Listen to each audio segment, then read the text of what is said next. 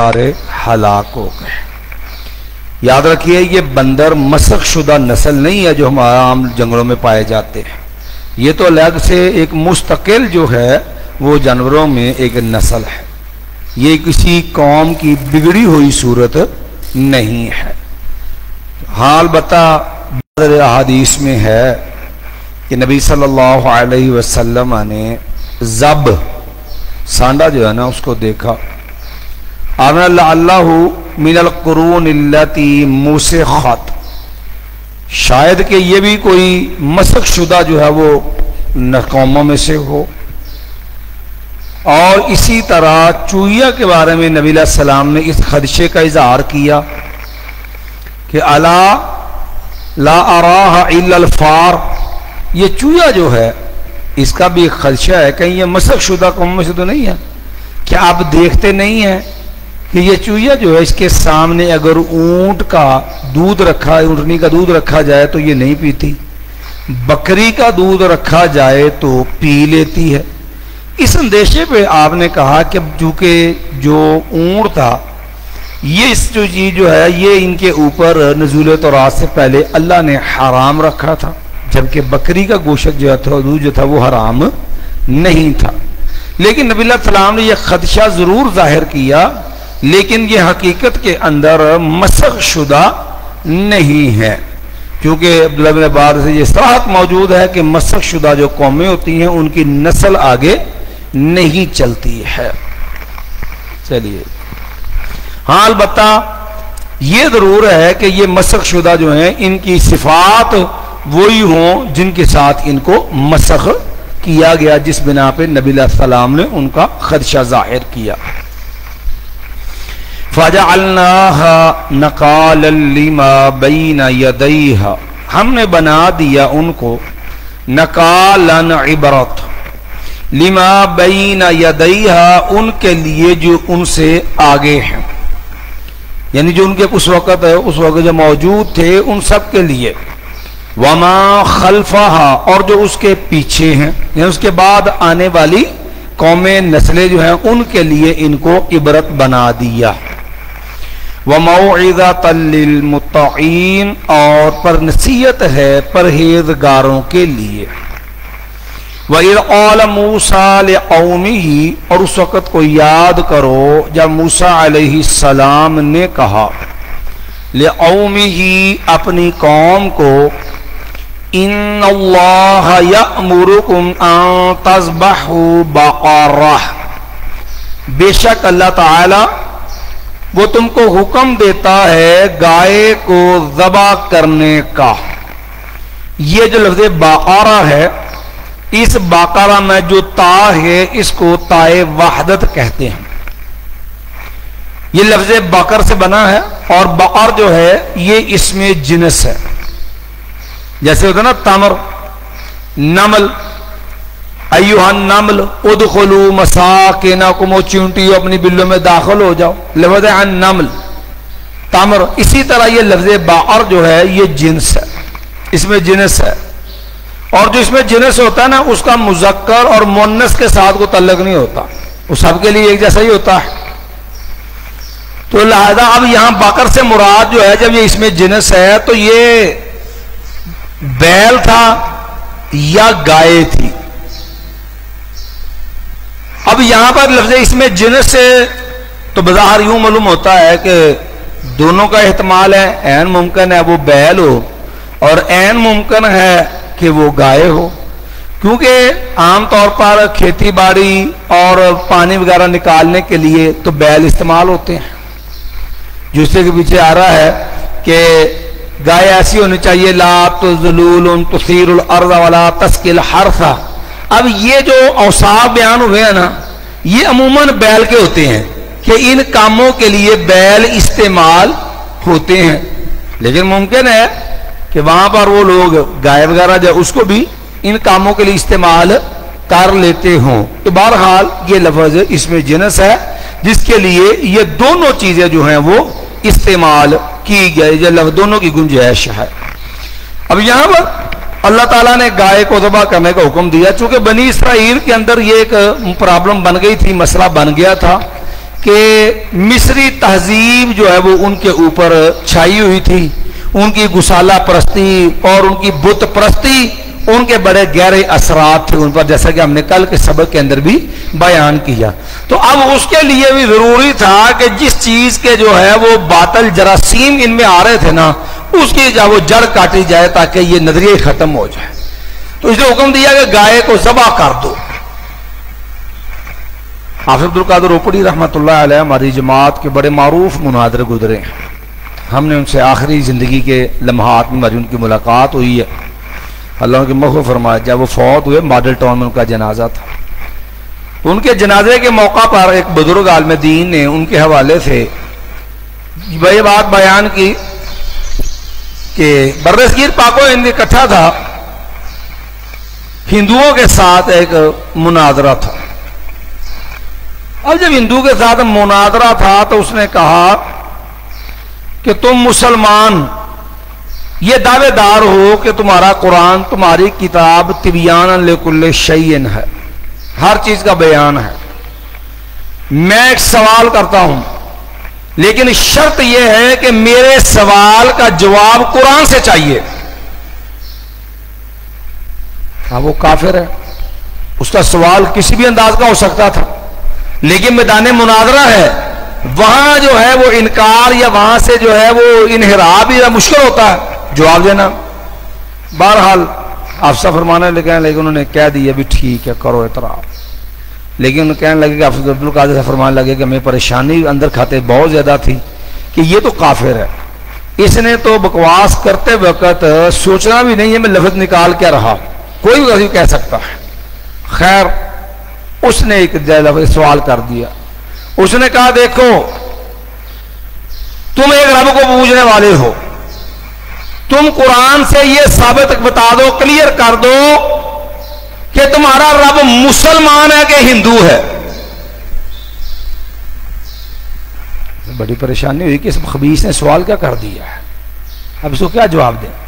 اچانک اللہ نے ذہن میں یہ بات ڈال، کہنے لگا کھولے قرآن مجید، یہ آپ کا جواب بھی دے دیتے ہیں۔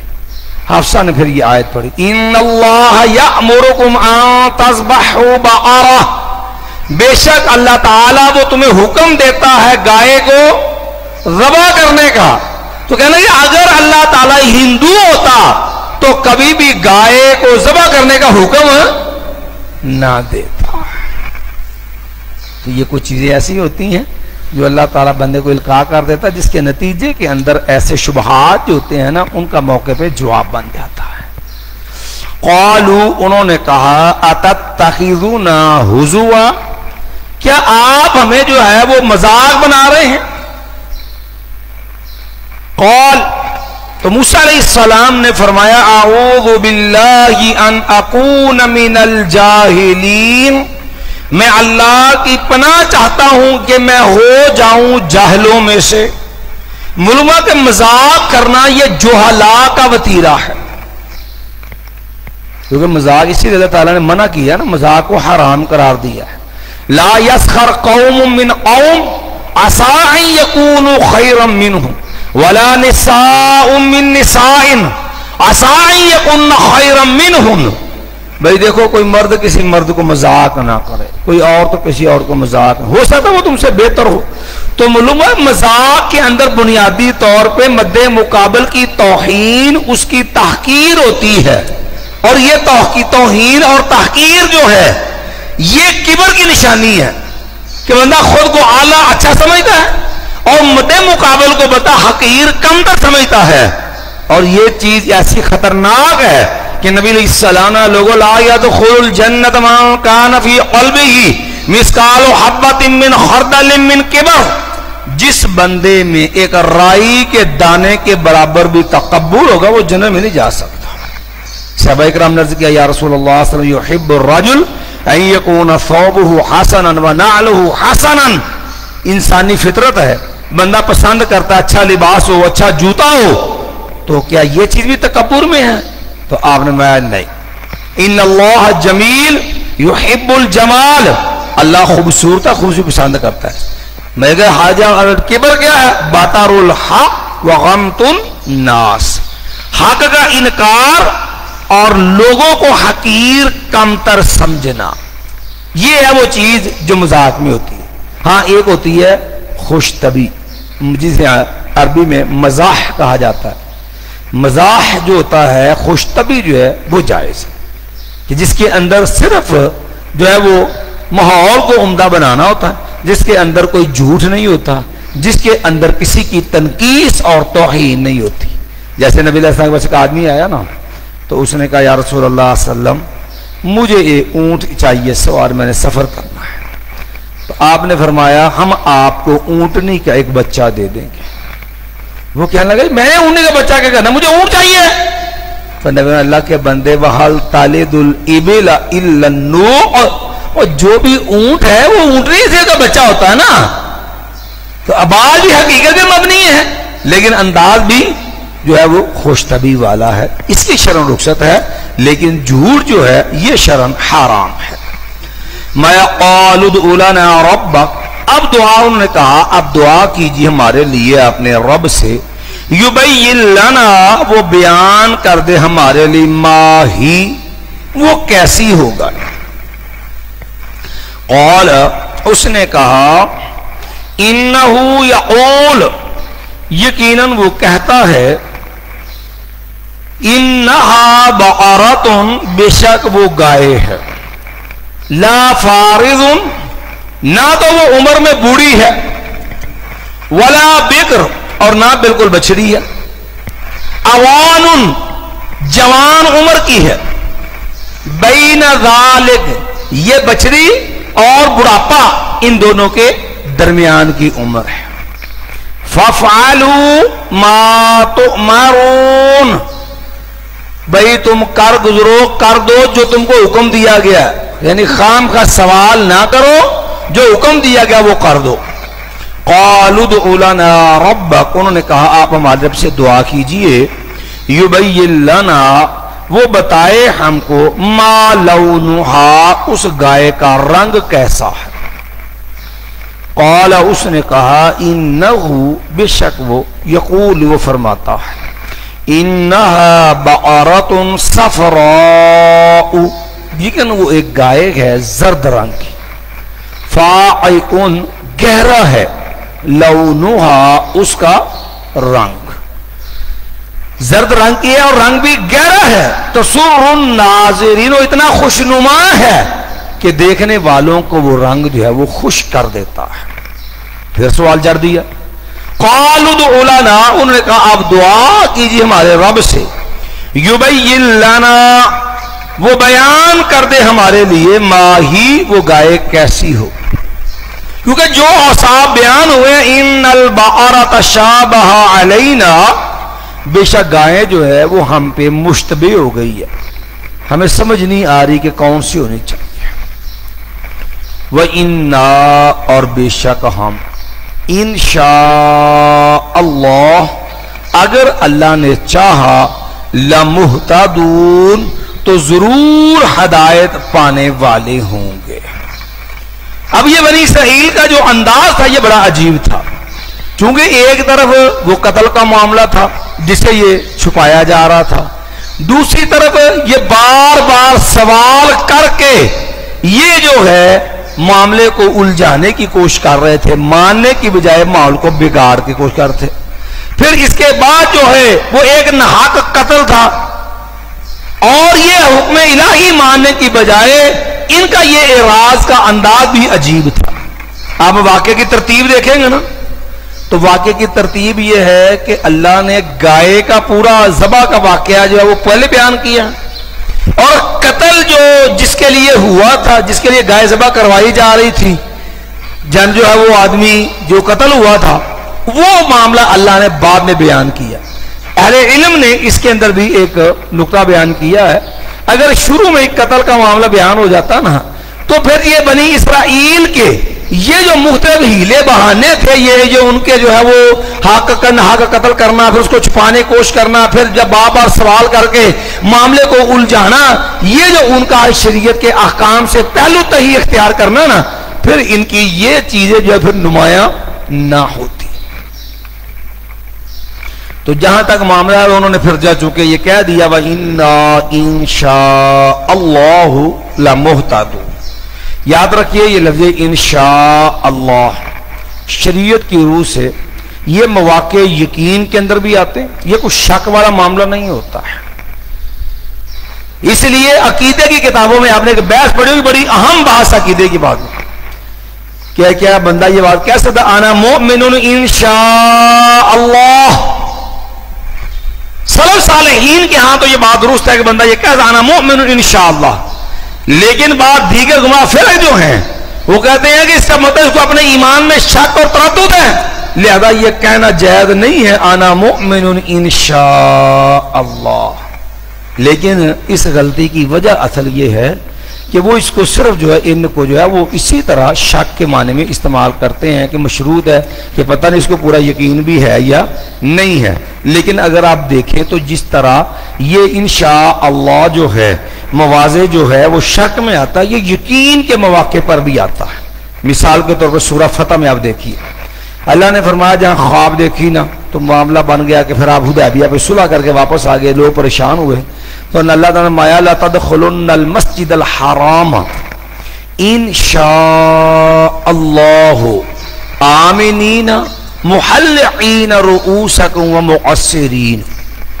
اب وہاں بھی اللہ لفظ انشاءاللہ استعمال کیا، حالانکہ پیچھے تقید کے لفظ دیکھو کتنے ہیں. لا تدخلن لام بھی تقید کا، نون ثقیلہ بھی تاکید کے لیے، دوہری تاکید ہے، باوجود دوہری تاکید کے لفظ آگے کیا ہے انشاءاللہ. اسی طرح آپ وہ دعا دیکھ لے قبرستان بندہ داخل ہوتا ہے السلام علیکم اہل الدیار، السلام علیکم اہل الدیار من المؤمنین والمسلمین وَإِنَّا إِن شَاءَ اللَّهُ لَلَاحِقُونَ نَسْأَلُ اللَّهَ لَنَا وَلَكُمُ الْعَافِيَةَ. تو یہاں پر بھی پہلے جو ہے حالانکہ مو یقینی ہے اور پیچھے انا یقین کے لیے بھی ہرا ہے، لیکن لفظ ساتھ انشاءاللہ موجود ہے. ہاں البتہ یہ انشاءاللہ جو ہے اگر بندہ جو ہے یہ اللہ پہ یقین اعتماد کے معنی میں ہوتا ہے کہ میں یہ اپنے توکل کی کہ اظہار کی ایک صورت ہوتی ہے انشاءاللہ، اس لیے اپنی کلام میں اس کا التزام ہونا چاہیے. جیسے رسول اللہ صلی اللہ علیہ وسلم اس کی برکات بیان کی نا کہ آپ نے فرمایا کہ سلیمان علیہ السلام نے کہا تھا کہ میں آج اپنی تمام بیویوں کے پاس جاؤں گا، ہر ایک سے اللہ ایک بیٹا دے گا، میرے گھر سے جو ہے وہ مجاہدین کی ایک جماعت تیار ہوگی. لیکن انشاءاللہ کہنا بلا دیے گئے. نبی علیہ السلام اگر انشاءاللہ کہہ دیتے نا تو سب کی سب بیویاں جو ہے ان سے اللہ جو ہے وہ بیٹے عطا کر دیتا. خود نبی علیہ السلام پہ کچھ دن وہی نہیں آئی تو اللہ نے اسپیشل یہ تعلیم دی وَلَا تَقُولَنَّ لِشَيْءٍ إِنِّي فَاعِلٌ ذَلِكَ غَدًا إِلَّا أَن يَشَاءَ اللَّهُ کہ میرے پیغمبر علیہ السلام کبھی بھی یہ نہ کہیے کہ میں کل یہ کام کروں گا، بلکہ یہ کہ اگر اللہ نے چاہا تو. نبی علیہ السلام کو مخاطب کر کے امت کو تعلیم یہ ہے، تو اس لیے جو ہے اس چیز یہ مواقع یقین کے اندر ہوتا ہے اور یہ اللہ پہ توکل اور اعتماد کی جو ہے کہ اظہار کا ایک انداز ہے جس کا التزام اہتمام بہرحال ہونا چاہیے. چلیے قال انه یقول، اس نے کہا یقیناً وہ کہتا ہے انہا بقرۃ، یقیناً وہ ایک گائے ہے، لا ذلول، نہ تو جوتی ہوئی ہے، تثیر الارض، جو پھاڑتی ہو زمین کو، نہ تو اس نے زمین میں ہل چلایا ہے، ولا تسقی الحرث، اور نہ اس نے پانی پلایا ہے کھیتی کو، نہ وہ راہر کے کام لگائی ہے، نہ اس کو جو ہے وہ فصل کے اندر ہل کے لیے استعمال کیا گیا ہے. مسلمات، صحیح سالم ہے، لا شیعۃ فیہا، نہیں ہے کسی قسم کا کوئی نشان فیہا، اس میں بے داغ ہے. قالوا الآن، انہوں نے کہا اب، جئتا، آپ لائے ہیں، بالحق، حق بات کو، فذبحوها پس انہوں نے ذبح کر دیا اس کو، وما کادوا یفعلون اور نہیں تھے وہ قریب کہ وہ کرتے. جس طرح جو ہے سوال پہ سوال خام خواہ جو بات کو الجھا رہے تھے، بظاہر ان کا انداز جو تھا وہ کام کو انجام دینے والا نہیں تھا. وَإِذْ قَتَلْتُمْ اور لوگوں اس وقت کو یاد کرو، قتلتم جب تم نے قتل کر دیا، نفسن ایک جان کو، فَدَّارَعْتُمْ فِيهَا پس تم نے جھگڑا کیا اس میں. قرآن مجید کے جو سیغے مشکل ہے نا، ان سیغ میں سے ایک سیغہ یہ فَدَّارَعْتُمْ بھی ہے. یہ اصل میں باب تفاعل ہے. یہ فَدَّارَعْتُمْ جو ہے اصل میں تَدَارَعْتُمْ تھا. یہ فَدَّارَعْتُمْ جو ہے یہ تَدَارَعْتُمْ تھا، تَدَارَعَ یتا دارع سے ہے. اور یہ قاعدہ آپ نے پڑھا ہوگا کہ باب تفاعل، باب افتعال جو ہے اس کے فا کلمہ اگر دال زال زا آ جائے تو باب افتعال جو ہوتا ہے اس کی تا جو ہوتی ہے اس کو فا کا ہم جنس کر دیتے ہیں اور پھر اس کو ادغام کر دیں. تداراتم تھا تو تا کو بھی کیا کر دیا، دال بنا دیا، پھر دال کو دال میں ادغام کر دیا. اب پہلا حرف مشدد ہو گیا اور اس کا پہلا مشدد کا پہلا آپ کو پتا پہلا ساکن ہوتا ہے، دوسرا متحرک ہوتا ہے جہاں بھی ہم حرف کو ادغام کرتے ہیں. تو ایسی صورت کے اندر ابتدا میں ساکن پڑھا ہی نہیں جاتا، تو اس لیے عین کلمے کی حرکت کے مطابق شروع میں حمزہ وصل جو ہے وہ مقصور لے آئے تو بن گیا ادارعتم. تو اب جو فا جو ہے وہ اس کے ساتھ ملنے میں حمزہ وصلی گر گیا تو بن گیا فدارعتم، تم نے جھگڑا کیا، فیہا اس میں، واللہ اور اللہ تعالی، مخرج نکالنے والا ہے، ما کنتم اس چیز کو جو ہو تم، تکتمون تم چھپاتے ہو. فَقُلْنَا اضْرِبُوهُ بِبَعْضِهَا فَقُلْنَا پس ہم نے کہا، اضْرِبُوهُ تم جو ہے مارو اس کو، بِبَعْضِهَا اس کا کچھ حصہ. مایا اب وہ گائے کا ایک ٹکڑا لگایا گیا اس کو، وہ کون سا ہے؟ نہ اللہ نے اس کی وضاحت کی ہے نہ رسول اللہ صلی اللہ علیہ وسلم وضاحت کی. وہ حصہ گوشت کا کون سا تھا جسم کے کس حصے کو کہا گیا کہ اس کو لگاؤ، شرع ہے کہ وہ گائے ذبح کی اس کا ایک ٹکڑا ہے. اگر یہ چیز جو ہے ہمارے کسی عقیدے ایمان سے متعلقہ ہوتی اللہ اس کی ضرور جو ہے وضاحت کر دیتا. اس لیے ایسی چیزوں کے اندر خام خواہ تباہ آزمائی کرنا یا اسرائیلیات کی بنیاد پر اس کے اندر جو ہے اس کی تفسیر کرنے کی کوشش کرنا یہ مستحسن چیز نہیں ہے. کذالک اسی طرح یحیی اللہ الموتى اللہ تعالی زندہ کرتا ہے مردوں کو. تو اللہ نے اس واقعے کو عقیدہ باس بعد الموت، لوگوں دیکھو تمہارے سامنے رب نے مردوں کو زندہ کر دیا نا، میں اسی طرح اللہ مردوں کو زندہ کرے گا. اور یہ عقیدہ اس صورت کے اندر اللہ نے 5 مختلف طریقوں سے یہ عقیدہ دہرایا واقعات کی صورت میں. کہیں تو لفظوں میں دہرایا، جیسے فرمایا ایک تو یہی موقع جہاں آپ جو ابھی پڑھ کے ہٹے ہیں، اس طرح فرمایا ما خلقکم ولا بعثکم الا کنفس واحدہ، کہ تمہیں زندہ کرنا اور تمہیں جو ہے وہ اٹھانا، پیدا کرنا اٹھانا یہ ایسے ہی ہے جیسے ایک جان کو پیدا کرنا اٹھانا ہوتا ہے. اور تو قرآن مجید میں یہ سورہ بقرہ میں جو 5 مقام ہیں وہ آپ دیکھ لیں. نمبر 1 شروع ہونے بعد کا جو ہے ثم بعثناکم من بعد موتکم، یہ بنی اسرائیل کے آدمی تھے نا، موت سے بھاگے تھے تو اللہ نے کہا ہمیں تم کو زندہ کر دیا تمہارے مردہ ہونے کے بعد. پھر اسی طرح دوسرا تھا جو ہے جس کے اندر وہ واقعہ تھا یہ کہ ایک تو یہ مقتول والا واقعہ 2 ہو گئے. تیسرا کا جو ہے الم تر الذین خرجوا من دیارہم الوحا قال موت ثم احیاہم، وہ اللہ نے جو ہزاروں بندے بنی اسرائیل کے بھاگے جب موت کے ڈر سے تو اللہ نے سب کو مار دیا پھر ان کو زندہ کیا. پھر وہ ایک واقعہ جسے عزیر علیہ السلام کے حوالے سے ذکر ہوا ہے کیا معروف روایت یہ ہے کہ وہ شاید علم تر الذی او کالذی مر علی قریۃ وہی خاویۃ علی عروشها انا یحیی هذه اللہ بعد موتها.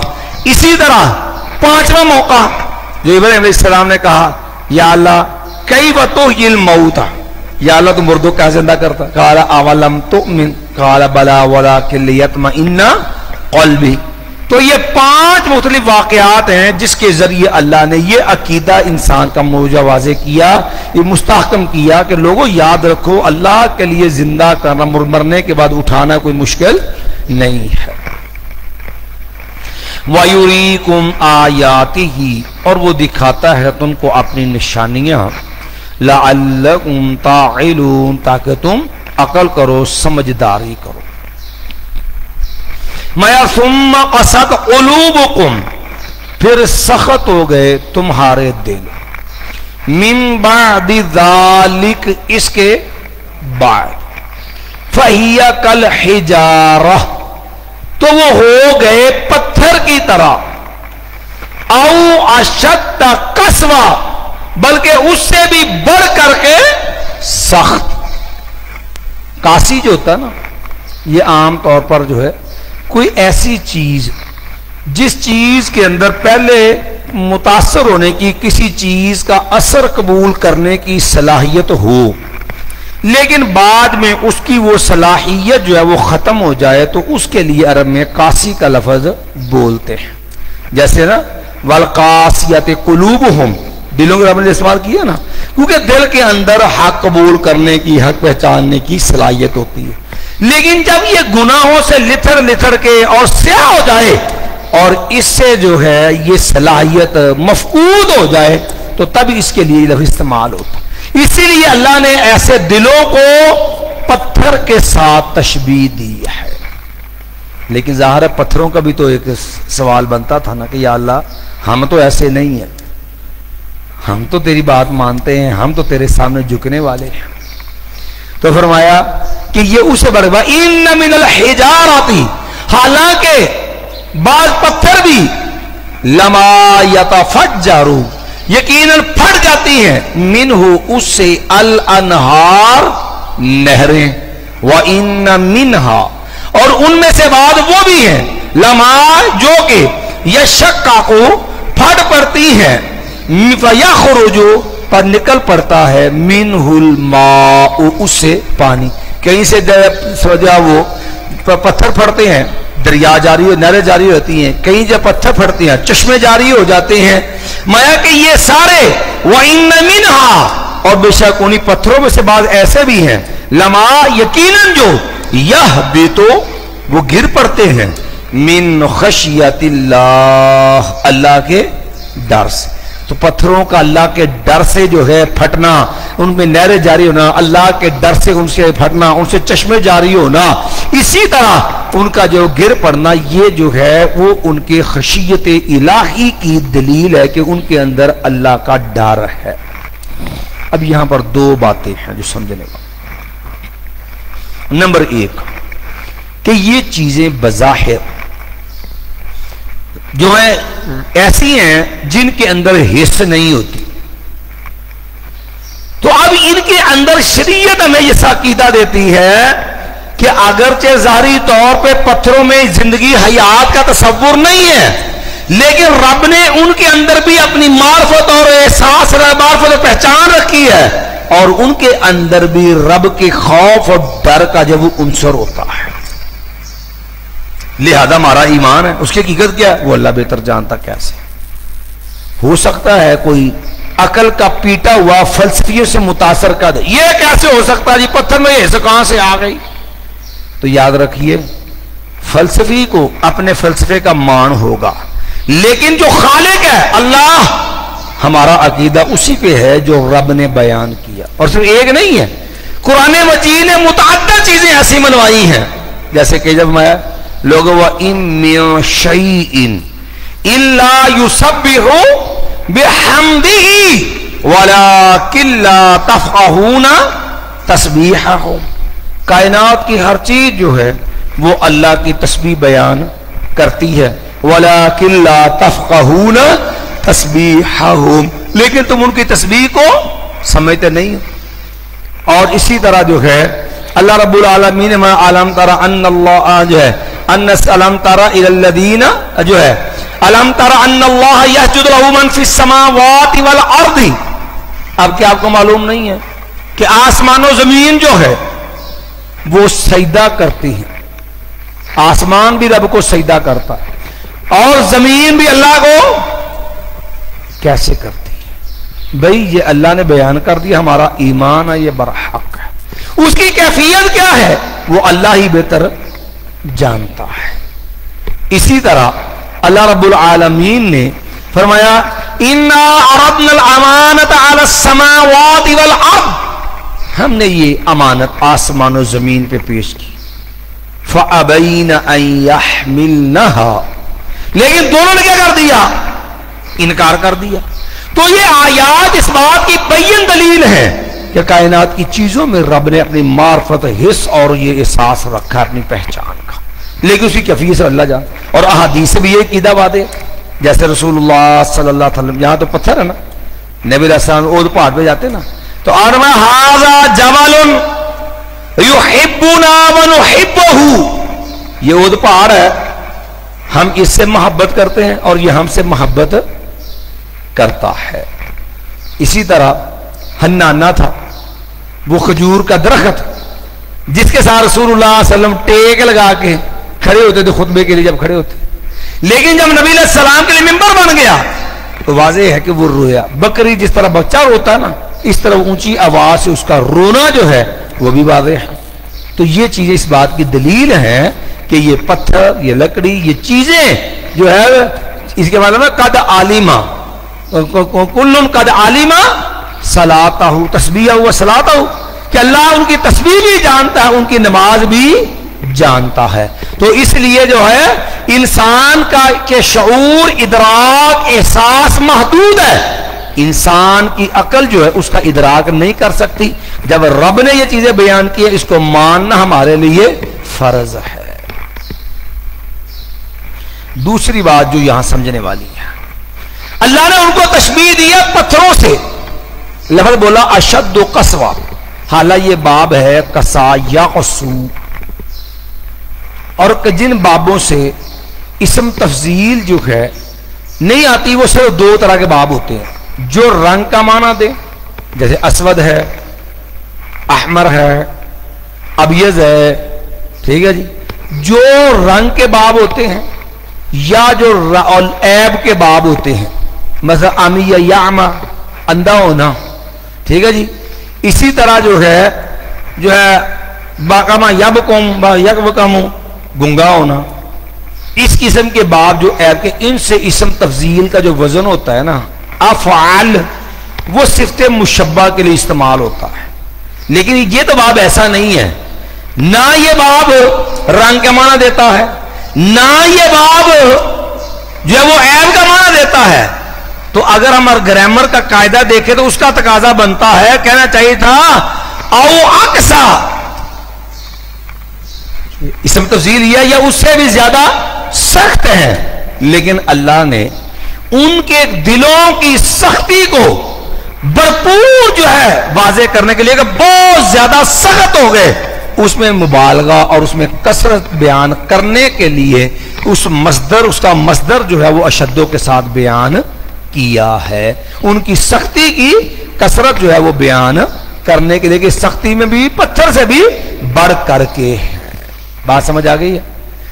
تیسری چیز جو یہاں پر ہے، اب دیکھو اللہ نے ان کو پتھروں تشبیہ دی، لیکن ساتھ یہ بھی بتا دیا اور پتھر تو پھر بھی رب کا ڈر رکھتے ہیں، ان کو رب کا ڈر بھی نہیں ہے۔ بے عین ہی یہ وہی انداز ہے جیسے اللہ تعالیٰ نے جہنمیوں کے لیے بیان کیا، لَهُمْ قُلُوبٌ لَا يَفْقَهُونَ بِهَا وَلَهُمْ آذَانٌ لَا يَسْمَعُونَ بِهَا وَلَهُمْ أَعْيُنٌ لَا يُبْصِرُونَ بِهَا أُولَٰئِكَ كَالْأَنْعَامِ بَلْ هُمْ، یہ جانوروں کی طرح ہیں، اور جانور تو پھر بھی اپنے مالک کی آواز پہ جو ہے وہ کھڑا ہو جاتا ہے، اچل پڑتا ہے، رک جاتا ہے۔ یہ تو جانور سے بدتر ہے، ان کو اپنے مالک کی پہچان بھی نہیں، مالک کا حکم مانتے بھی نہیں ہے۔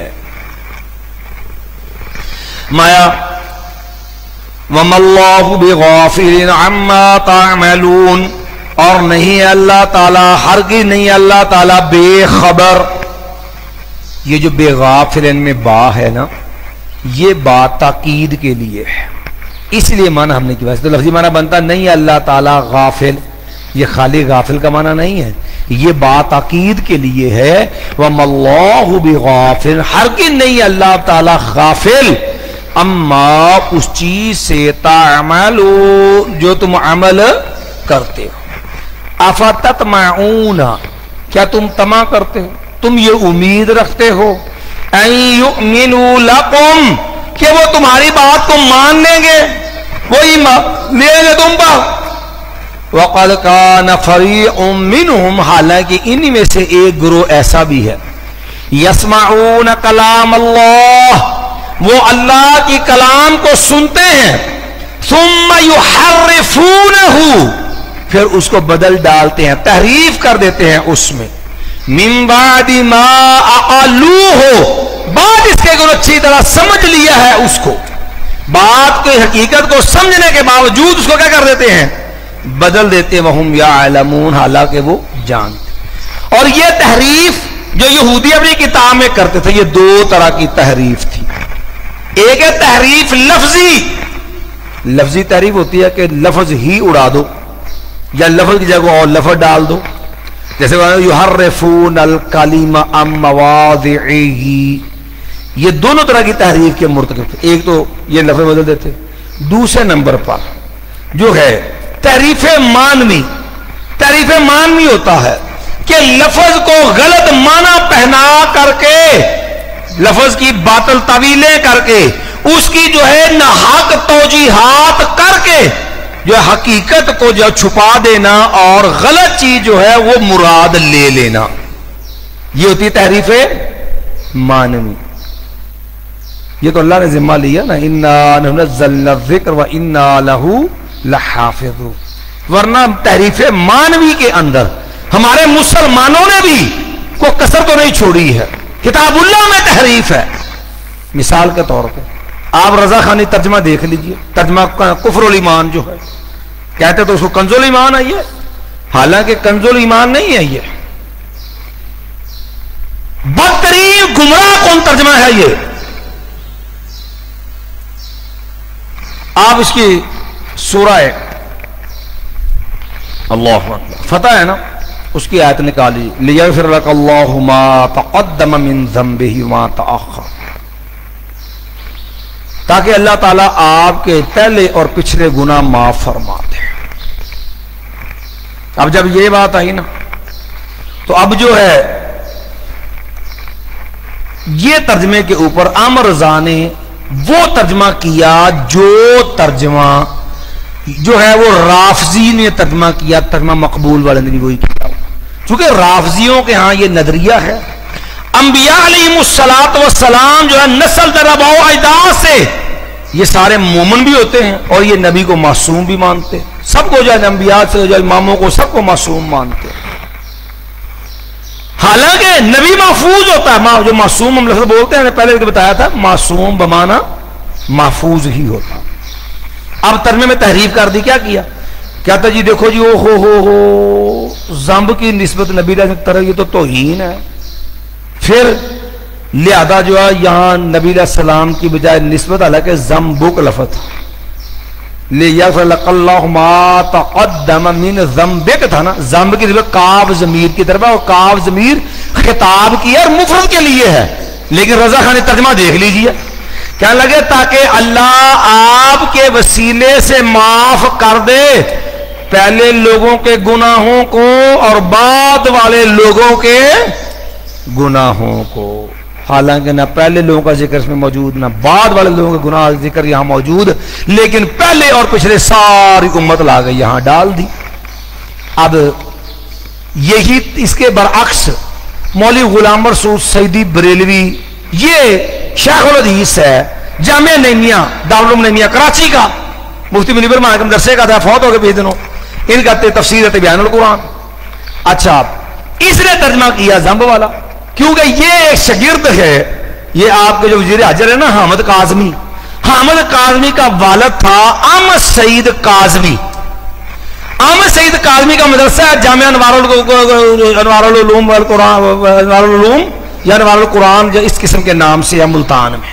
اچھا اس نے بھی ترجمہ یہ کیا کہ ذنب کی نسبت رسول اللہ صلی اللہ علیہ وسلم کی طرف کی تاکہ اللہ آپ کے ذنب، اسے معنی کیا ترک اولا. ذنب سے مراد کیا ہے؟ ترک اولا، وہ گناہ یعنی جو کام اگرچہ گناہ نہیں ہوتا لیکن جتنا بندہ اعلیٰ ہوتا اس کے سٹینڈرڈ کے مطابق کام بھی اتنا اعلیٰ ہی اس کے لائق ہوتا ہے. لیکن اس سے نیچے بھی کام اگرچہ جائز ہوتے ہیں لیکن بڑے آدمی کے حق میں وہ گناہ شمار ہوتا ہے، اس کو کہتے ہیں ترک اولا. جس کو مثال سے بیان کرتے ہیں کہ اب یوں سمجھ لیجئے بدر کا جنگ تھی نا، اب کافروں کو قتل کرنا بھی جائز ہے اور فدیہ لینا بھی جائز ہے، لیکن قتل کرنا زیادہ بہتر تھا بنسبت فدیہ لینے کے. تو قتل کی بجائے فدیہ لینا جو ہے یہ اولا نہیں تھا. اولا کیا تھا؟ قتل کرنا. تو یہ معنی ترک اولا ہمارے حدیث بھی اقرار کر دیتے. اب مسئلہ بن گیا، اس نے کر دیا ذنب کی نسبت احمد سعید کاظمی نے نبی اللہ صدر کی. اب یہ بھی بریلی، یہ بھی بریلی بھی. اچھا وہ اعلیٰ حضرت آتے ہیں، یہ دوسرے ہیں. اب اس کے اوپر ان کی آپس کے اندر جو ہے وہ لڑائی شروع ہو گئی ترجمہ قرآن پہ، تحریف مانوی. اب عامر رضا نے تحریف کی ہے. عامر رضا کی تحریف کو جو ہے وہ کھولنے کے لیے کہ عامر رضا نے غلط کیا ہے، مولوی غلام رسول سیدی بریلوی نے اس پہ بھرپور جو ہے وہ پھر کھولا ہے سارے صفحات. عامر رضا کے فتاوی رضویہ سے جو ترجمہ دوسری جگہ پہ اس نے ذنب کی نسبت رسول اللہ صلی اللہ علیہ وسلم کی طرف کی ہے، وہ سارے حوالے فتاوی رضویہ کے بھی اس نے وہاں جمع کر دی ہے کہ عامر رضا نے یہاں ترجمہ غلط کیا ہوا ہے. پھر عامر رضا کے باپ نے سورہ الم نشرہ کی تفسیر کی. عامر رضا کا باپ نقی علی اس کا ترجمہ بھی جو عامر رضا کے خلاف تھا وہ بھی جمع کر دیا. نعیم الدین مراد آبادی نے ترجمہ جو کیا وہ بھی جو عامر رضا کے خلاف ہے وہ بھی جمع کر دیا. عامر یار نعیمی نے بھی ذنب کی نسبت نبی اللہ طرف وہ بھی جمع کر دیا. فیض احمد اویسی بریلوی نے ترجمہ کیا وہ بھی جو ہے ذنب کی نسبت رسول اللہ کی طرف کی، اس نے وہ بھی وہاں جمع کر دیا. اس نے 8 گرکھے بریلوی مولوی جو تھے نا کھنگ قسم کے، ان کے ترجمے اٹھا کے عامر رضا کے خلاف جمع کر دی. عامر رضا کا اپنا ترجمہ جو دوسری جگہ اس کے برعکس تھا وہ بھی لا کے جمع کر کے ثابت کر کے عامر رضا کا ترجمہ غلط ہے. انہوں نے اوپر اس کے خلاف کتاب لکھ دی کہ یہ سیدی مولوی سارے شیطان گمراہ اور جناب یہ گستاخ فلان ترک اولا کے دیتا جائے نام پہ پوری اتنی موٹی کتاب لکھ دی سیدی مولویوں کے خلاف، یہ سارے شیطان گمراہ ہیں. خارجیوں کا یہ نقصان ہوتا نا، وہ کہتے ہیں تم کافر ہو، کہتا نہیں تم کافر، کہتا نہیں دونوں ہی کافر ہو. پہلے فیصلہ کر لو مومن کون ہے کون کس کو کہتا ہے. تو اس بات پہ یہ تحریف مانوی پہ پھر ان کا اتنا پھڈا بنا، کتابیں ایک دوسرے کے خلاف ترجمے لکھے اور ترجمے کے دفاع کے اندر یہ سارا کچھ کیا. حالانکہ کیا عامر رضا نے تحریف ہی ہے سیدھی سیدھی، کوئی شک نہیں. اس میں بڑی تفصیلی بات ہے تفسیر بیان القرآن کے اندر، آپ وہاں جا کے اس کو دیکھ سکتے ہیں. تفسیر بیان القرآن کے اندر پورا انہوں نے زور لگایا. اس طرح واستغفر لذنبک وللمؤمنین، ذنب کی روا بھی نبی علیہ السلام کی طرف ہے. تو یہ ترجمہ میں بھی ڈنڈی مارتے ہیں، حدیث میں بھی ڈنڈی مار جاتے ہیں. اب دیکھیں آپ اس کی تحریر مانوی ایک اور دیکھ لیں. سورۃ الانعام میں چلے جائیں آپ. سورۃ الانعام اذ قال ابراہیم لابیہ آزر اتتخذ اصناما آلہہ، قرآن کا اذ قال ابراہیم لابیہ آزر. اب ابر میں کس کو کہتے ہیں؟ باپ کو. اب قرآن کہتا ہے کہ آزر کیا تھا؟ باپ تھا. اب رافضیوں کا تو عقیدہ کہ نبی کا باپ کافر نہیں ہو سکتا، اہل السنہ والجماعہ کا یہ عقیدہ ہی نہیں ہے. لیکن سیاسی مسئلہ ہے، البتہ یہ مسئلہ سیاسی ضرور ہے. سیاسی کس لیے کہہ رہا ہوں کہ چونکہ یہ بریلوی خود مانتے ہیں ان چیزوں کو. والدین رسول کے معاملے کے اندر ملا علی قاری نے پورے جو ہے وہ رسائل 3 لکھے ہیں کہ نبی علیہ السلام کے والدین جو تھے ان کا معاملہ اسلام پہ نہیں ہوا خاتمہ. یہ بھی ایک بڑا اہم مسئلہ ہے. لیکن بریلوی سیاسی طور پہ صرف لوگوں کو کفر کے فتوے لگانے کے لیے کہہ دیتے ہیں دیکھو جی یہ نبی علیہ کے والدین کو کافر کہتے ہیں، حالانکہ عامر رضا نے بھی 3 موقف نقل کیے ہیں. ٹھیک ہے، تو اب اپنے اس سیاسی کے طور پہ لوگوں کو کافر قرار دینے، گستاخ قرار دینے کے لیے کہتے ہیں جی یہاں آزر سے مراد باپ نہیں چاچا ہے. وہ بھی دلیل کہتے ہیں دیکھیں جی اب کا لفظ چاچے پر بھی بولا جاتا ہے. کون ان بیوقوفوں کو سمجھائے؟ اور بیوقوف آدمیوں، ایک ہوتا ہے لفظ کا حقیقی معنی، ایک ہوتا ہے مجازی معنی. جب لفظ کا حقیقی معنی مراد لینا ممکن ہو، مجازی معنی مراد لینا جائز ہے، تو لفظ آزر کو باپ مراد لینے جب قرآن لفظ بھی اب بولا ہے، اس میں استحالہ کیا، اس میں جو ہے ایسا رکاوٹ کیا ہے کہ آزر باپ نہیں ہے؟ پھر ہم کہتے ہیں جی یہ عمر زا کے ترجمے کو جب جو ہے سپورٹ کرنے کی کوشش کرتے نا کہ اللہ ما تقدم من ذنبک ما تاخر، تاکہ اللہ آپ کے معاف کر دے پہلے پچھلے، تو آپ کی وجہ سے معاف کر دے پہلے لوگوں کے گناہ بھی بعد لوگوں کے گناہ بھی. ابھی اس تحریف کا دفاع جب کرنے پہ آتے ہیں تو پھر پتہ کیا ہوتا ہے؟ پھر کہتے ہیں جی ان کو یہ تو اسی لفظ کا ترجمہ نہیں جی، اصل میں اعلیٰ حضرت کا یہ ترجمہ جو نا یہ تفسیری ترجمہ ہے. یہ کیا ہے؟ تفسیری ترجمہ ہے. بھئی اگر یہ ترجمہ تفسیری ہے تو نعیم الدین مراد آبادی کی تفسیر کیوں لگائی ہے اس کے اوپر؟ اگر یہ ترجمہ تفسیری ہے تو ایک مزید تفسیر کی ضرورت پھر کیا تھی؟ چلو ترجمہ تفسیری ہے، چلو اسی پہ آ جاؤ. اب 700 انعام نکال لیجئے، ترجمہ دے اذ قال ابراہیم لابیہ آزر، جب ابراہیم علیہ السلام نے اپنے باپ آزر کو کہا، باپ آزر کو کہا. اب یہ ترجمہ عمر زا نے یہاں ابی کا ترجمہ باپ کیا، لیکن چونکہ اندر رافضیت گڑھی ہوتی ہے. یاد رکھو یہ لوگ اس مسئلے کو صرف لوگوں کے خلاف ایک ہتھیار کے طور پہ استعمال کرتے ہیں تاکہ مد مقابل گستاخ قرار دیا جائے. حالانکہ یہی مسئلہ انہوں نے مولانا شہاد اللہ مان رحمۃ اللہ علیہ کے خلاف اٹھایا تھا اور منہ کی کھا کے ذلیل ہوئے تھے یہ اس مسئلے کے اندر. تو اس لیے یہ بات ذہن میں رکھیے گا کہ اس مسئلے کے اندر یہ جو ہے نا وہ بدتمیز قسم کا ایک کراچی کا مولوی، یہ کوکب نورانی جسے کہتے ہیں، اس نے ایک کتاب لکھی ہے والدین رسالت معاب صلی اللہ علیہ وسلم، نبی کے والدین. یہ کتاب آپ کے پاس ہونی چاہیے. کوئی بریلوی یہ مسئلہ پوچھے اس سے کو بھی آپ کے بڑوں نے لکھا ہے کہ یہ مسئلہ ہے، کھول کے کتاب آگے رکھ دو. اس نے لکھا ہے کہ کودا ماں کے نزدیک متقدمین جتنے بھی ہیں، معمولی بھی اس میں آتے ہیں، پھر تو جلانی بھی اس میں آتے ہیں، کودا ماں کے نزدیک نبی علیہ السلام کے والدین جو ہے وہ کفر پر مرے. یہ کوکب نورانی نے لکھا ہے والدین رسالت معاب کتاب کے اندر. ہم یہ عوام کا مسئلہ ہی نہیں ہے، لیکن یہ بدبخت خود عوام میں لے کے آتے ہیں اس مسئلے پر. یہ مولوی سردار کا بیٹا تھا، صاحبزادہ کیا نام تھا اس کا، مر گیا ہے وہ، فیصل آباد کا تھا، وہ ایم این اے بنا تھا، وہ فضل کریم. یہ مسئلہ جب انہوں نے اٹھایا تھا مولانا شہاد اللہ مان کے خلاف تو صاحبزادہ فضل کریم اور یہ سارے ایک جگہ ہوئے تھے جہاں پر آپ کی لاہور کے بڑے بڑے ذمہ دار پولیس کے آئی جی پہ جو ہے پنجاب اور دیگر اس لیول کے افیسران بیٹھے ہوئے تھے. ہمارے جماعت کے خالد بشیر بھائی اللہ رحمت میں شہید ہو گئے، وہ لے کے نا استاد محترم مفتی بشیر ربانی حافظ اللہ کو لے گئے، استاد جی یہ مسئلہ چلے گئے وہاں پر. جب وہاں پر بیٹھ کے گفتگو شروع ہوئی نا تو استاد محترم نے پھر حوالے پیش کیے. ملا علی قاری نے 3 رسالے لکھے، آج بھی طبع ملا علی قاری کے رسائل دوبارہ چھپ گئے ہیں، اس میں وہ تینوں رسائل موجود ہیں. اور یہ مولوی احمد سعید کاظمی نے لکھا ہے، کہتا ہے یہ تو جو ہے ملا علی قاری نے ابوین کے مسئلے کے اندر بڑا زور لگایا ہے، لیکن کہتے ہیں کہ اگر فلاں کتاب کے حاشیے پہ نہ لکھا ہوتا نقلت توبہ تو ہم اس کو کافر قرار دے دیتے ہیں. ملا علی قاری کافر ہے، وہ فلاں کتاب کے حاشیے میں ہے،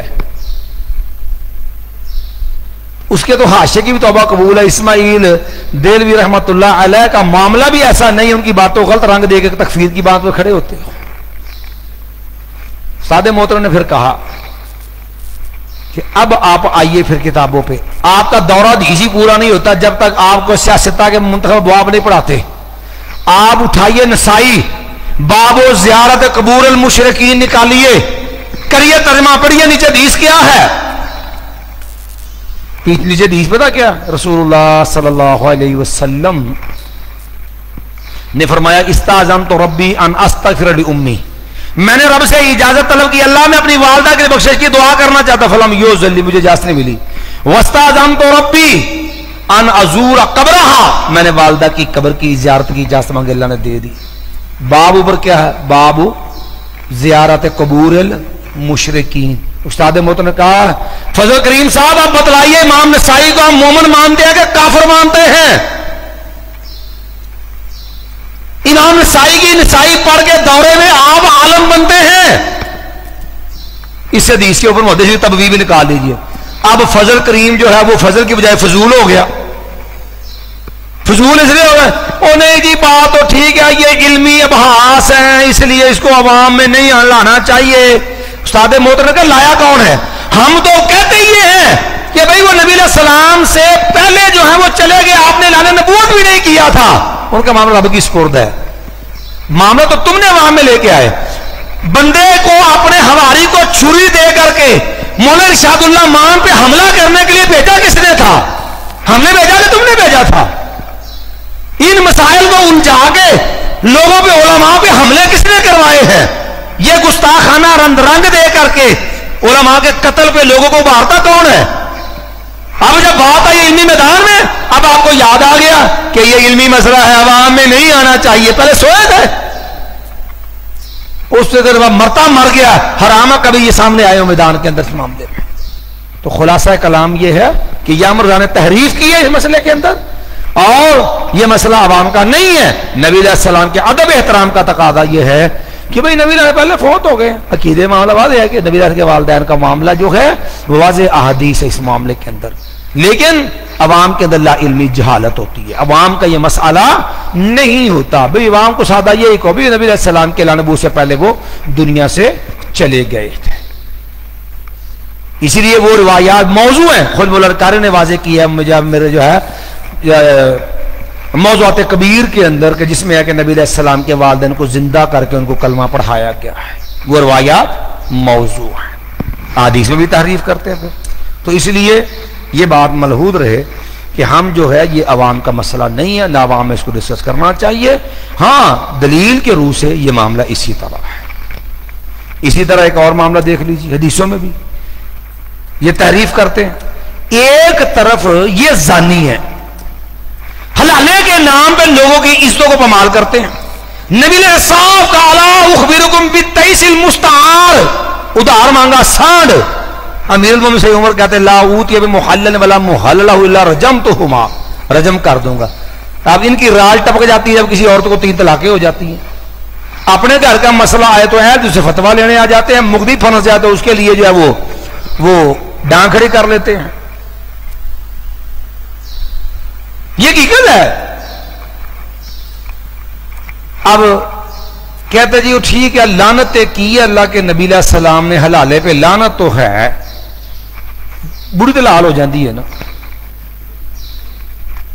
ہے تو حلالے پہ لعنت, لیکن دیکھیں وہ عورت حلال تو ہو جاتی ہے نا.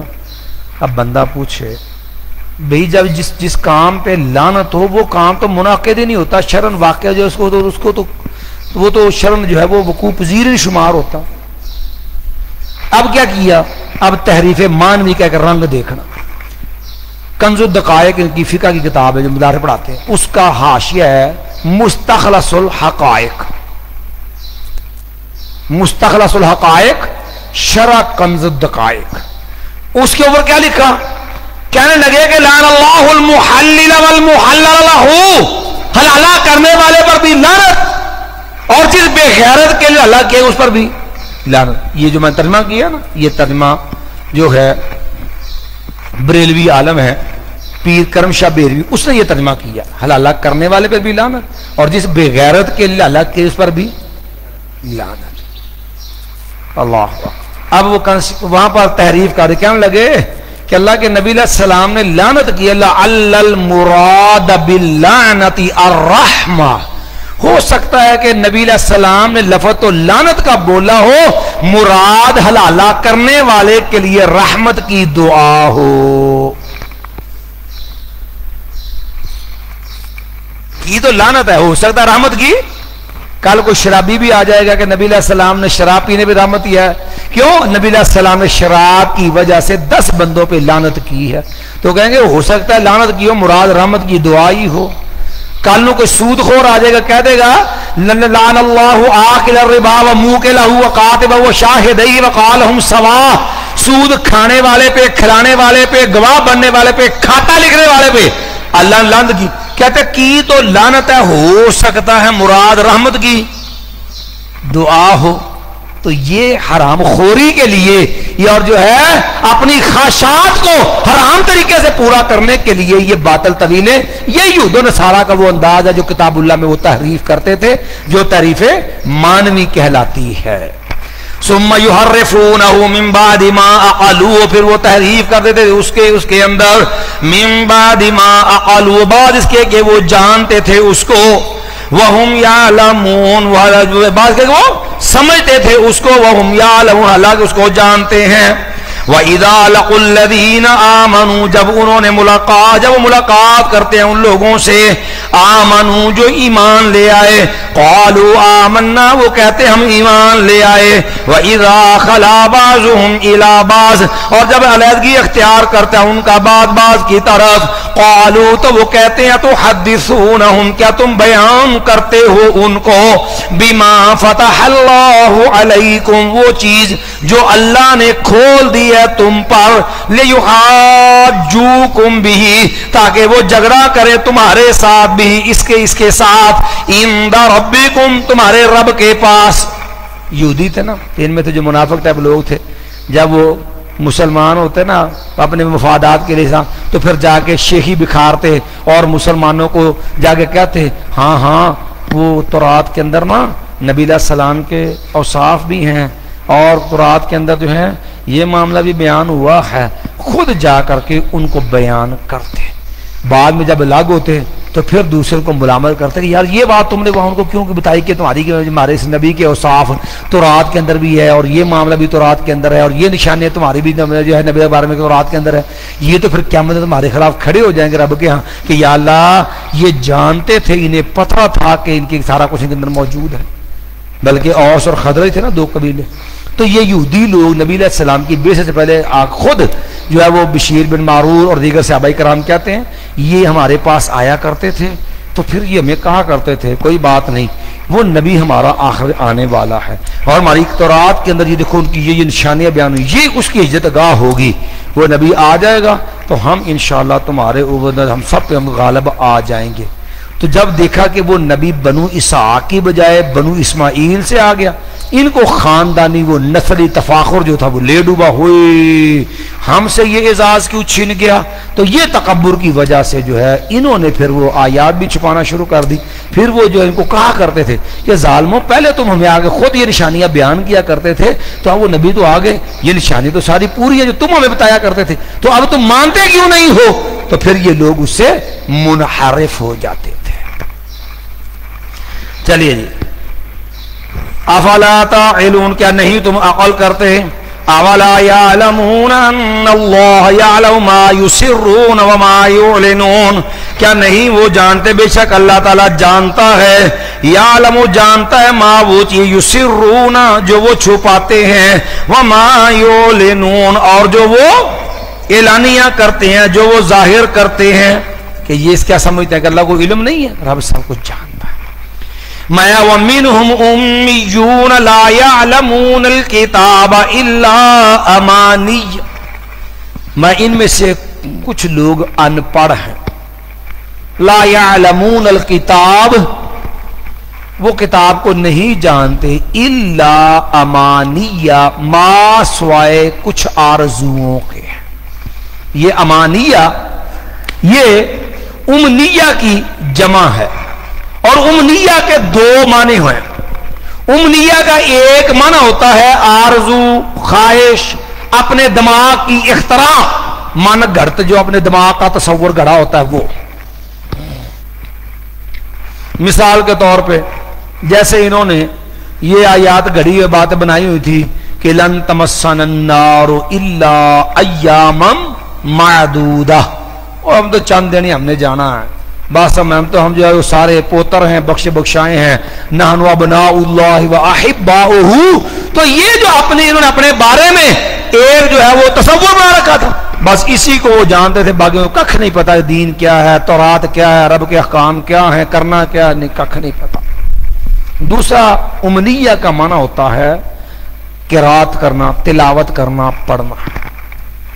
جیسے قرآن مجید میں دوسرے مقام پہ یہ معنی استعمال بھی ہوا ہے کہ الا اذا تمنا،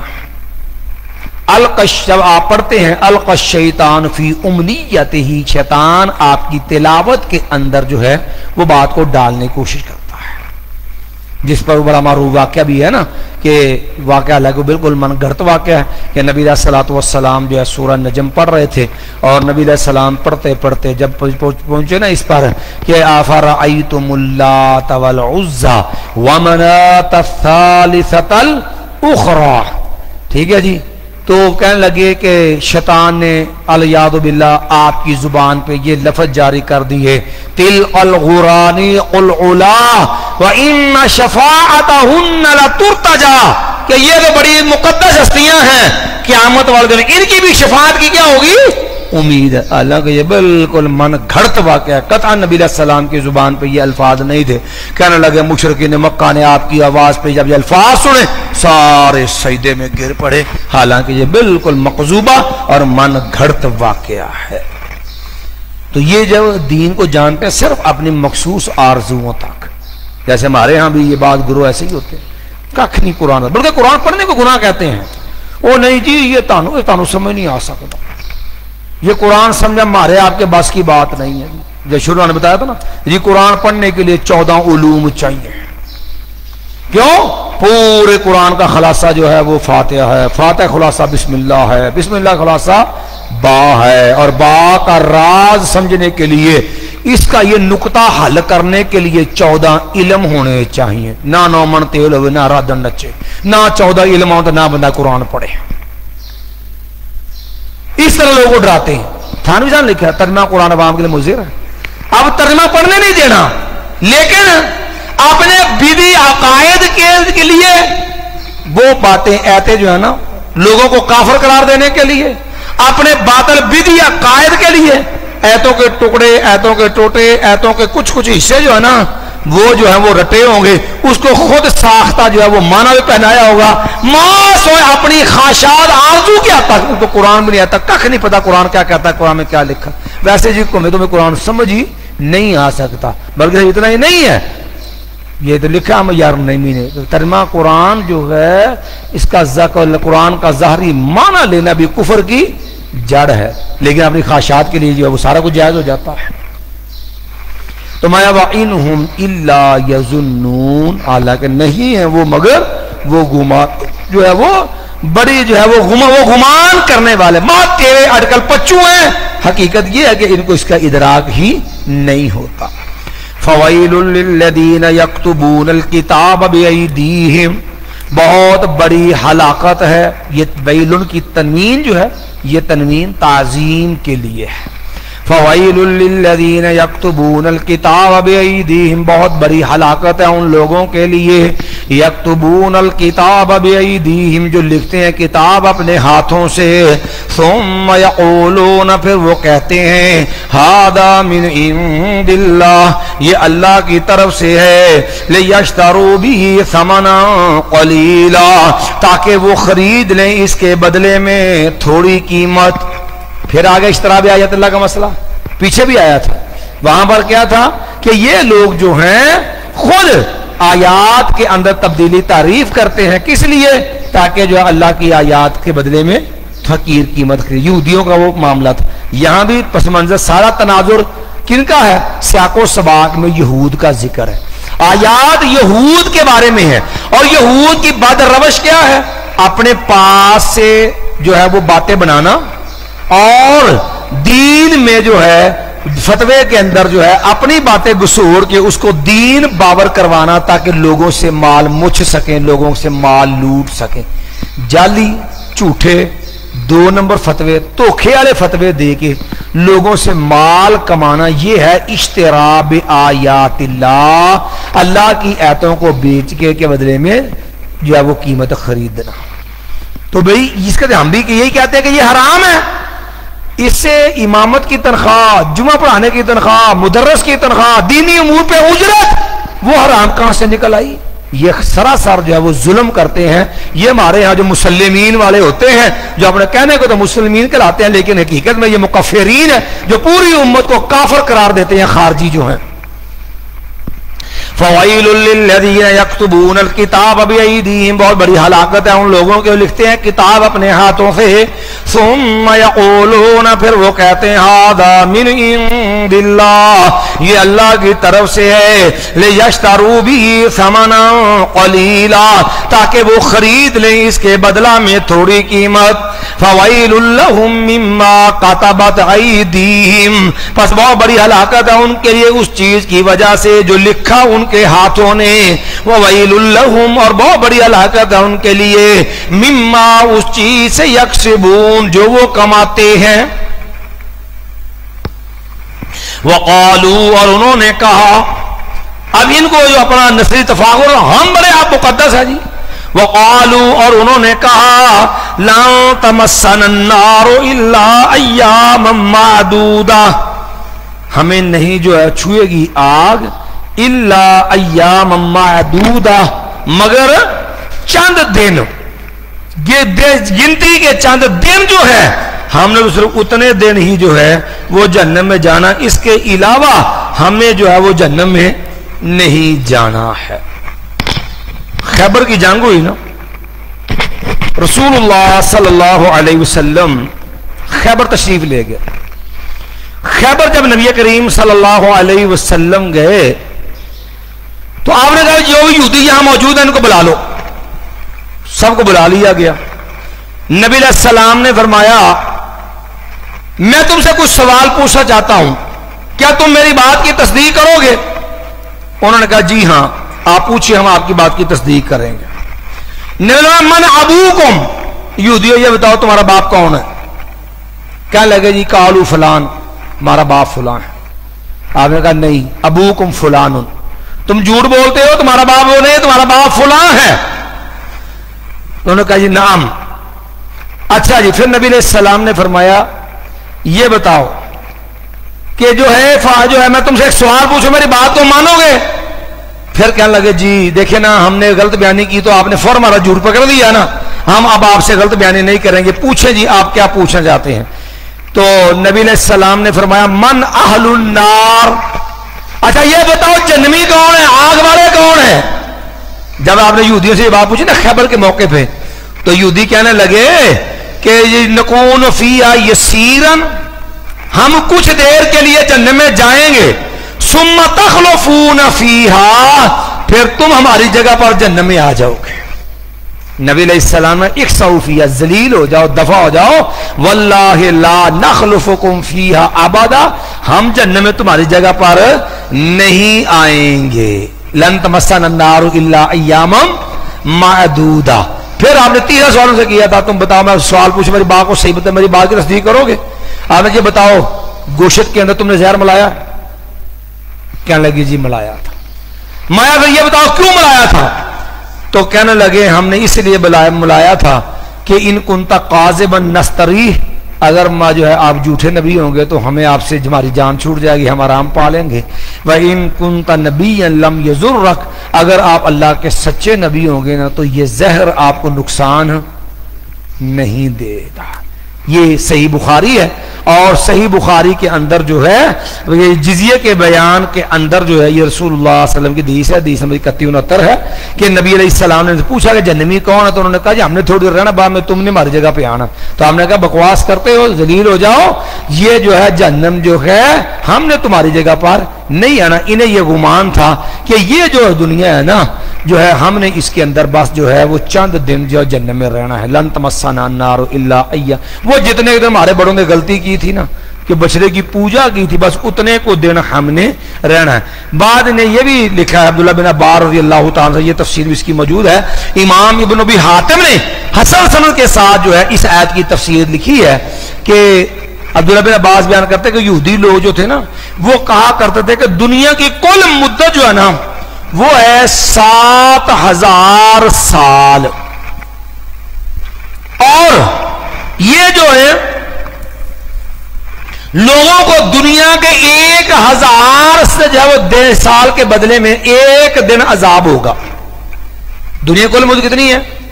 7000 سال، اور دنیا کے 1000 کے دن کے بدلے میں ایک دن عذاب ہوگا، اور یوں ہمیں کل ٹوٹل 7 دن عذاب ہونا ہے۔ 7 دن کے بعد ہم نے جہنم سے باہر آ جانا ہے، الیاذ باللہ، ہماری جگہ ہمارے دشمن سارے باقی جب وہ جہنم میں جائیں گے، مسلمان ہماری جگہ جائیں گے۔ تو یہ ان کو ایک گمان، جس کے رد میں اللہ نے پھر یہ آیت نازل کی کہ وَقَالُوا لَن تَمَسَّنَا النَّارُ، انہوں نے کہا ہرگز نہیں ہمیں آگ چھوئے گی إِلَّا أَيَّامًا مَّعْدُودَةً، مگر چند دن گنتی کے۔ کل کہہ دیجئے اتخذتم عند اللہ عہدا، کیا تم نے اللہ کے ہاں کو وعدہ کر پکڑ رکھا ہے؟ فلن یخلف اللہ عہدا، اللہ ہرگز جو ہے وہ اپنے وعدے کی خلاف ورزی نہیں کرے گا۔ جب ایسا کوئی وعدہ ہے تو لاؤ، نہیں ہے ام تقولون علی اللہ ما لا تعلمون، یا تم کہتے ہو اللہ کے اوپر وہ باتیں جو تم جانتے نہیں ہو۔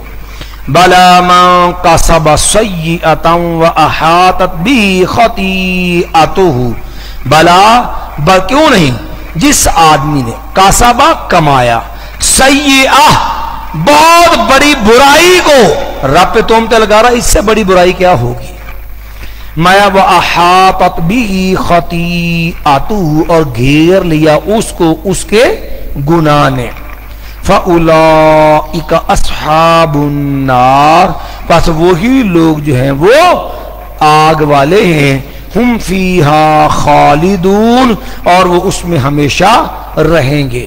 وَالَّذِينَ آمَنُوا وَعَمِلُوا الصَّالِحَاتِ، اور وہ لوگ جو ایمان لائے اور انہوں نے نیک عمل کیے، اولئک اصحاب الجنہ، یہی لوگ جنتی ہیں، ہم فیہا خالدون، اور وہ اس میں ہمیشہ رہیں گے۔ وَإِذْ أَخَذْنَا مِيثَاقَ بَنِي إِسْرَائِيلَ، اور لوگوں اس وقت کو یاد کرو جب ہم نے پختہ وعدہ لیا بنی اسرائیل سے، اور وہ وعدہ کیا تھا؟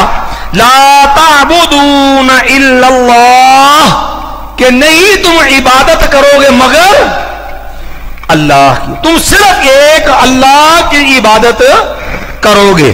اور یاد رکھو یہ عبادت جو ہے نا 4 قسم کی ہوتی ہے۔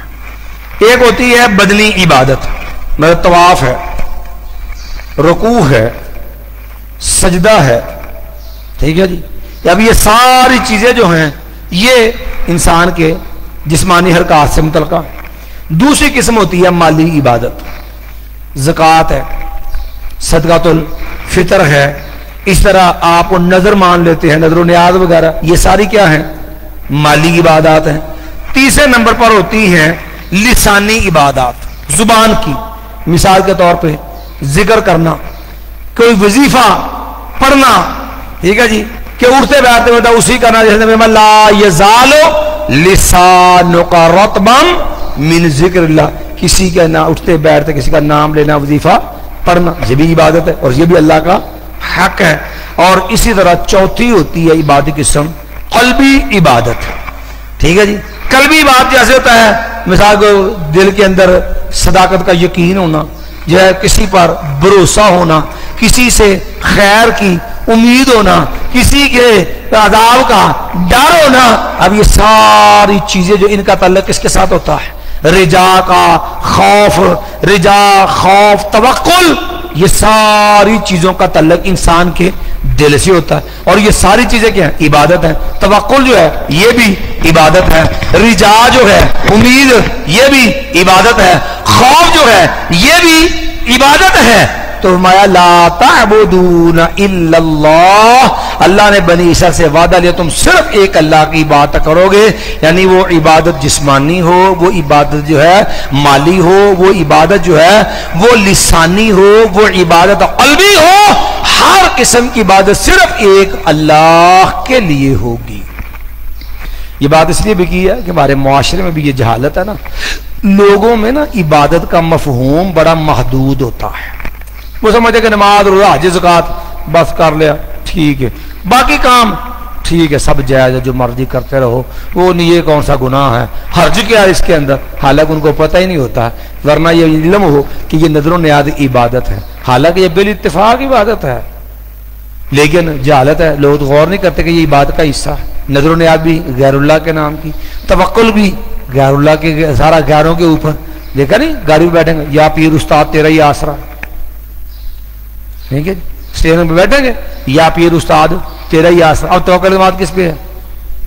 اسی طرح جو ہے وہ رافضی حضرات ہیں، وہ جو ناد علی پڑھتے ہیں، ناد یا جنگل پہاڑ جانور سبھی کہتے ہیں ناد علی علی، پر مشکل میں جو ہے وہ پکار سورو پکار، وہ زبانی جو اعتماد ہے مدد مانگنی، وہ بھی جو ہے وہ غیر اللہ سے، وجہ ان لوگوں کو یہ حقیقت میں شعور ہی نہیں، یا پھر جان بوجھ کے وہ اللہ کے حق کے اندر غیروں کو شریک بناتے ہیں۔ وقوف جو ہے وبالوالدین احسان، اور ان کو حکم دیا کہ والدین کے ساتھ اچھا سلوک کرو۔ یاد رکھو والدین انسان کے لیے والدین کی خدمت فرض ہے، اور اللہ نے دوسرے مقام میں حکم دیا نا اما یبلغن عندک الکبر احدہما او کلاہما، تیری زندگی میں دونوں بڑھاپے کو پہنچے، کوئی ایک کوئی بھی تیری زندگی میں آ جائے، فلا تقل لہما اف ولا تنہرہما، دیکھ اپنے ماں باپ کو اف، کوئی تکلیف پہنچے نا تو جو تکلیف کے اوپر، جو تکلیف کے اظہار کے لیے افسوس کا کلمہ نا اف، فرمایا یہ اف جو ہے اس کی بھی اجازت نہیں ہے، گالی بدتمیزی اور بد تہذیبی اور والدین سے لڑائی ہے تو بڑا سنگین جرم ہے، کلمہ افسوس کی بھی اجازت رب نے نہیں دی ہے۔ کیوں؟ کہ آپ کا والد آپ کی جنت کا دروازہ ہے، جہاں کسی بھی مکان میں داخل ہو دروازے سے آنا نا، تو اللہ میں نبی فرمایا ان الوالد اوسط باب من ابواب الجنہ، باپ جنت کے دروازوں میں سے بہترین دروازہ ہے، ان شئت فاحفظھا، اگر چاہتا اس کی حفاظت کر لے، وَإِن شِئْتَ فَزَيِّعْهَا، اگر چاہتا تو وہ دروازہ برباد کر لے۔ اور والدہ جو والدین کی دعا اللہ ماں باپ کے حق میں رد نہیں کرتا ہے، اور اس لیے والدین کی نافرمانی کر کے ان کا دل نہ دکھاؤ، مبادا ماں باپ کی بد دعا تمہیں نشان عبرت نہ بنا دے، ورنہ کبھی وہ اللہ کا نیک بندہ جریج صحیح مسلم میں ہے نا، اس کی واقعہ پڑھ لینا، کیا تھا کہ ماں نے آواز دی یا جریج، اور جریج بظاہر نماز پڑھ رہا ہے بیچارہ نفل، تو ماں نے آواز دی، سوچتا یا اللہ الصلاۃ و امی، ادھر ماں بھی ہے ادھر تیری نماز بھی، اچھا بعد میں پوری بات سن لیتا ہوں۔ پھر ماں نے آواز دی یا جریج، 3 دفعہ معاملہ ہوا نہیں گیا، ماں کو بڑی تکلیف ہوئی کہ یہ عجیب نیکی ہے، میں آوازیں دے رہی ہوں میری بات سنا گوارا نہیں کرتا، ماں کو جو ہے وہ تکلیف پہنچی، ماں نے بد دعا دے دی، اللہم لا تمتہ حتی یرا وجہ المسموم سا، یا اللہ اس کو اس وقت تک موت نہ دینا جب تک کسی گندی عورت کا چہرہ نہ دیکھ لے۔ پھر نتیجہ کیا ہوا کہ زانیہ عورت بدکاری، وہ بچہ لے کے آئی، لوگوں نے پوچھا تو اس نے جریج کا نام لیا، جریج کے لیے کتنی بڑی ازمائش بنی، لوگوں نے مارا بھی، بدنامی بھی ہوئی، معبد خانہ بھی گرا دیا، اور بالآخر اللہ نے جب ان کی برات کر دی، بچے نے بول کے گواہی دے دی، لیکن وہ معبد خانہ گرنا، بدنامی ہونا، مار پٹنا، معبد خانہ گرنا، یہ پریشانی کیوں آئی؟ ماں کی بد دعا کے نتیجے کے اندر۔ اس لیے ماں باپ کی دعا اللہ رد نہیں کرتا، اپنے حق میں خیر کی دعا کا ماحول بنا، ان کی خدمت کر کے، ان کو ستا کے، ان کے لیے پریشانی کھڑی کر کے ان کا دل نہ دکھاؤ، مبادا ماں باپ کی بد دعا کہیں تمہیں دنیا آخرت میں ذلیل اور رسوا نہ کروا دے۔ وبالوالدین احسانا وذی القربى، اور قریبی رشتہ داروں کے ساتھ اچھا سلوک کرو، دیکھو نا زکوٰۃ ہے یا دیگر خرچہ ہے، دیگر رشتہ داروں کو بھی دو، کیونکہ وہاں تمہیں دوہرا اجر ہوگا، ایک صلہ رحمی کرنے کا، ایک جو ہے وہ مال خرچ کرنے کا۔ والیتامى، اور یتیموں کے ساتھ اچھا سلوک کرو. کیوں کہ یتیم وہ کمزور ہے, وہ بیچارہ محتاج ہے. کیونکہ یتیم وہ ہوتا ہے وہ بچہ جس کا والد فوت ہو جائے, ابھی وہ نابالغ ہو. کیونکہ نبی فرمایا لا یتما بعد البلوغ, بالغ ہونے کے بعد یتیمی نہیں ہوتی. جو بچہ بالغ ہو جائے اس سے یتیمی کے احکام کیا ہوتے ہیں, ختم ہو جاتے ہیں. مایا والیتام آنا وقافل الیتیم کہاتین, میں محمد صلی اللہ علیہ وسلم اور یتیم کی کفالت کرنے والا قیامت کل اس طرح ہوں گے. والمساکین, اور مساکین کے اچھا سلوک کرو. مساکین جو ہے مسکین کی جمع ہے. ہمارے معاشرے میں ایک غلط مفہوم رائج ہوتا ہے, لوگ یہ سمجھتے جس کا باپ فوت ہو جائے وہ یتیم, جس کی ماں ہو جائے مسکین. حالانکہ وہ نہیں ہوتا. آمن لیس المسکین الذی ترده اللقمۃ واللقمتان, مسکین وہ نہیں ہوتا جس کو کسی نے ایک لقمہ دیا, چلو ٹھیک, اس کا آگے ٹور گیا, دو لوگوں نے دے دیا, اس کا آگے چلا گیا. میں یہ مسکین نہیں ہوتا, بلکہ حقیقت میں مسکین وہ آدمی ہوتا ہے جس کی جائز ضروریات زیادہ ہوں, اخراجات زیادہ ہوں, اور اس کی آمدن جو ہے وہ کم ہو. اس کی آمدن تھوڑی ہے, اس کے جائز اخراجات زیادہ ہوں, جس وجہ سے اس کے معاشی حالات تنگی کا شکار ہوں. اس کو مسکین کہا جاتا ہے. اور اس کے لیے اللہ نے اس کو زکات مصارف, جو زکات کے مصارف ہیں, اللہ نے اس کے اندر اس کا باقاعدہ حصہ رکھا ہے مساکین کا. والمساکین وقولوا للناس حسنا, اور لوگوں کے ساتھ تم اچھا سلوک, لوگوں کو اچھی بات کہو. یہ حسنا جو ہے نا اصل میں تھا وقولوا للناس قولا حسنا, تو یہ مفعول مطلق کی صفت ہے, لیکن یہ مفعول مطلق حذف ہے. وَأَقِيمُوا الصَّلَاةَ, اور تم نماز ادا کرو. وَآتُوا الزَّكَاةَ, اور تم زکوٰۃ ادا کرو. ثُمَّ تَوَلَّيْتُمْ, اللہ نے بنی اسرائیل سے یہ وعدے لیے تھے, لیکن پھر تم پھر گئے. إِلَّا قَلِيلًا مِّنْكُمْ, ما سوائے تم میں چند لوگوں کے. ہاں کچھ لوگ تھے واقعتاً جو اس عہد کی جنہوں نے پاسداری کی اور ان احکامات کو بجا لائے, ورنہ اکثریت تمہاری جو ان سے منحرف ہو گئی. وَأَنْتُمْ مُعْرِضُونَ, اور تم جو ہے وہ منہ موڑنے والے ہو, اعراض کرنے والے ہو. سبحان ربی حمدک, اشہدو اللہ